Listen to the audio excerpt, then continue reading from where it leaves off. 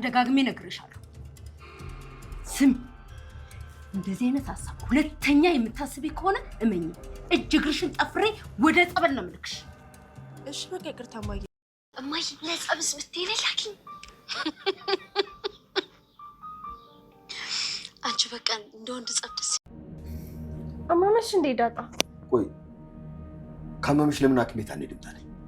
አይ ችግር የለውም።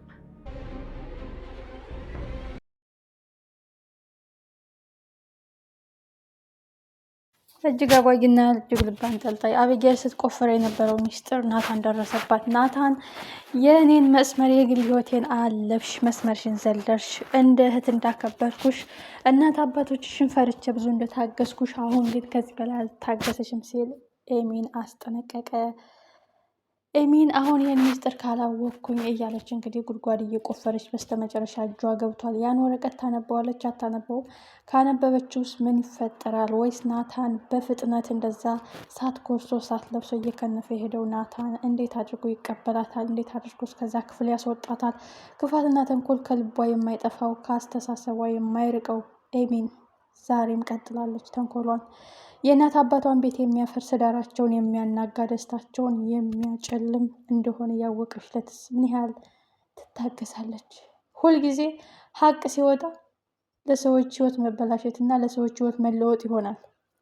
ግን እዚህ ጋር ትልቁ ጉዳይ የተደበቀው ሚስጥር የሁሉንም ሰላም የሚነጥቅ ደስታቸውን የሚያጨልም ነው። ሰላም ሰላም፣ የተከበራችሁን የተወደዳችሁ ውድ ቤተሰቦች በያላችሁበት የዓለም ዳርቻ ሰላማችሁ ይብዛልኝ።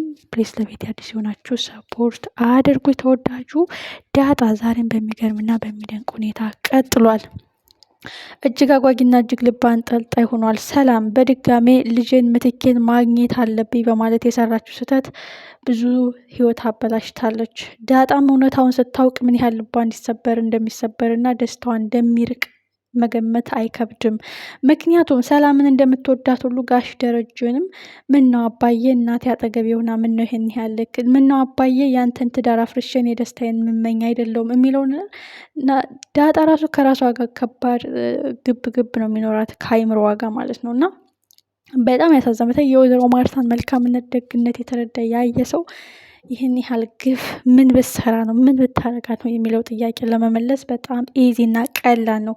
የጎረቤት ሰፈር ቡና መጠጫ ሆነው አሜትና ቡጨቃውን ወደ ኋላ ብላ በቃ ሴት ነኝ እንደ ሴትነቴ እንደ እናት እንደ ልጅ እንደ እህት የተንከባከበችኝ እኔም ላረግላት ይገባል እያለች ምንም ሳይሰማት ወይዘሮ ማርታ ያደረገችው ነገር መጨረሻው ግን እጇ አመድ አፋሽ ሆኖ ሊመጣባት ነው። እንዴት ያሳዝናል! እጅግ ልብ ይሰብራል።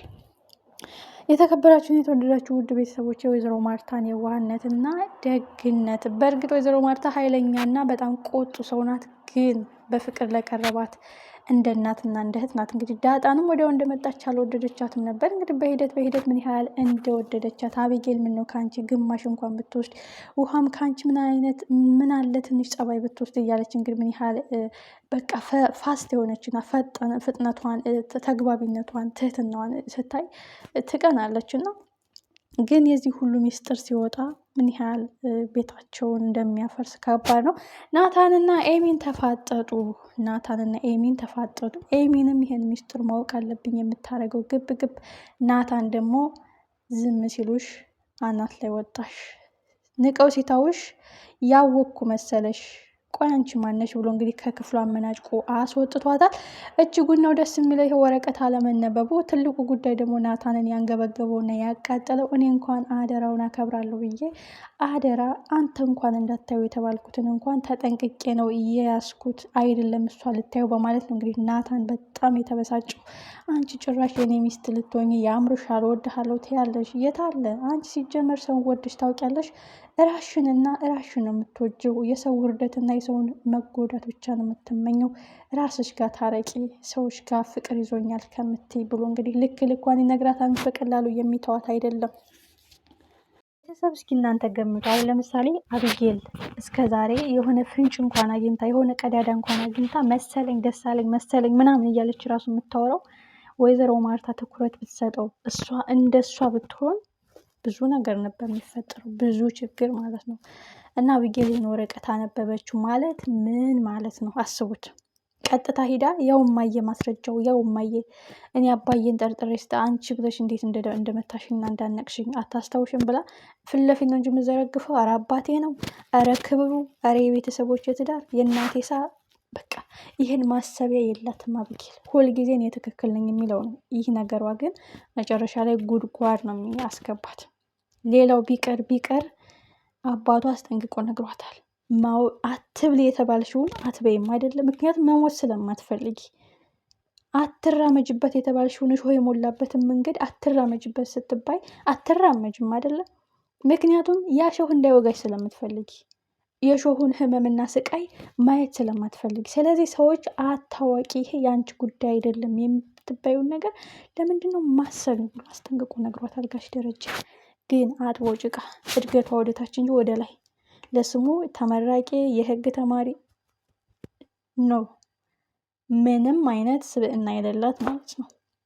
እና በአቢጌል ምክንያት የዚህ ቤት ደስታ ሊቀማ ሊበጠበጥ ነው። ጋሽ ደረጀም ሲያስጨንቃቸው የነበረው የቤቴን ሰላም ላጣ ነው፣ እምነቴን ላጣ ነው፣ ክህደቴን ባለቤቴ ስታውቅ ምን ይፈጠራል የሚለው ነው እስከዛሬ ሰላም አሳጥቷቸው የከረመው። ግን አቢጌል በደቂቃ ይሄ ሚስጥር ካወቀች የምዘረግፈው። ናታን የፈጠነ ሄዶ ያን ወረቀት መቀበል አለበት የሚል የኔ ግምትና የግል አስተያየት ያለ እና አቢጌል እንግዲህ አሁንም እየተሽከረከረችበት ነው። ሰላም ትወጣ ስትል ሰላም ወጥታላታለች። አሁን ደግሞ ሌላ አጀንዳዋን ቀይራ የተደበቀውን ወረቀት ለማግኘት የምታደርገው ጥረት በመጨረሻ ብታገኘውም ናታን ይደርስባታል። ግን ምን አይነት ግብ ይፈጠራል? ስጠኝ አልሰጥም፣ ውጭ አልወጣም የሚባለው ትንቅንቅ የአቢጌል ክፋት መቼ ነው የሚያቆመው? ዳጣ እንኳን ህመሟን፣ ስቃይዋን፣ ናፍቆቷን የእናቷን ናፍቆት በውስጧ ቀብራ ለእነሱ ትዳር መጽናት ማርታ እንኳን አዝና እንዴት ፈታል እንደምታረጋት ከድብርቷ እንድትወጣ የምታረጋት ነገር በቃ አለ አይደለ? ይሄን ስታዩ እውነታው ሲወጣ የዚህ ሁሉ ድባብ በቃ ድብን ሲል ወደ ሀዘን ሲቀየር በጣም ይከብዳል። እና እጅግ አጓጊና እጅግ ልብ አንጠልጣይ ነው። አሁን ሁሉም የዚህ ሁሉ ቁልፍ መክፈቻ ናታን የያዘው ወረቀት ላይ ነው። ያን ወረቀት አቢጌል እጅ ላይ ገብቷል። ሳያታነብበት ቶሎ መድረስ አለበት የሚል ግምት አለኝ።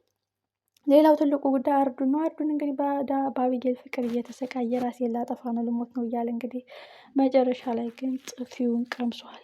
አርዱም ካሁን በኋላ አቢጌልን ፍቅሬን ከተቀበልሽ ተቀበልሽ፣ ታገስኩሽ፣ ለመንኩሽ፣ አስለመንኩሽ፣ እምቢ ካልሽ ግን ገበናሽን እዘረግፍልሻለሁ በማለት አቢጌልም የተደበቀ ማንነት አላት። ስለዚህ የኔ ፍቅር አንከራቶ ይደፋሻል፣ አንከራቶ ያመጣሻል ብሏታል። አርዱ ያነባው እንባ ምናልባች ጡር ቢሆንባት የቤተሰቦቿ እንክብካቤና ፍቅር ጡር ይሆንባት ነበረ። ምንም ሳይጎልባት በቃ ተንኮልና ነገር ብቻ መፈልፈሏ መጨረሻ ላይ ዋጋ ያስከፍላታል አቢጌል።